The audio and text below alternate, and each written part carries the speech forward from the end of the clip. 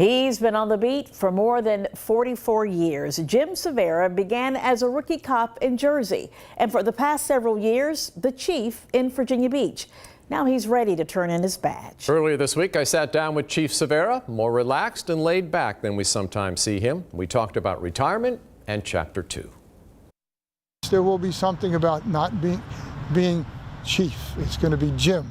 That'll be very interesting as we move forward. Jim Cervera telling me he's okay with that, finding a lot of support these days from family and fellow officers. I've always said, let's build a better world, one street at a time, and I hope we were able to do that in this area. Cervera admits being a police chief is tough. You have to make decisions that not everyone is going to agree with. But he hopes people always saw one important thing in him. I cared about the community. I think that would be the one thing I would love to take away, that I cared about the community. Cervera says he's most proud of the progress his department's made in community policing. Among his regrets is that the city never built a state-of-the-art police training academy. We saw a couple ambulances coming from this scene as we were By far his most challenging time as chief came a year ago. 12 innocent people were gunned down in Building 2 at the Municipal Center. 5 people were wounded, including a police officer.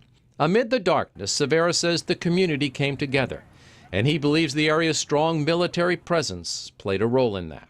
You know, someone in your neighborhood or your neighbors, either active duty, retired, kid is active duty, or the guy down the street's active duty. And there's this thing about that, about having a deep sense of respect, having a deep sense of who we are as a community, and I think that came through. Cervera says he wishes there was more positive coverage of the good work police officers do, and acknowledges fences still need to be mended across the country between police and the African-American community. And we've done some of that in Virginia Beach. We have talked openly and honestly over the course of time. We have then come to conclusions and solutions together, and we have worked together to lower crime. As for what's next for Jim Cervera? Chapter 2. Cervera's holding that close to his bulletproof vest. He says he plans to continue to give back to the community and admires the work of the Achievable Dream Academy and Operation Smile. His goodbye to his officers will be virtual, a celebration of his service someday down the road. And I hope one thing that you could say is, okay, I had a great experience, but I really hope that we were able to move the profession and the city into a better place. That's what it's all about.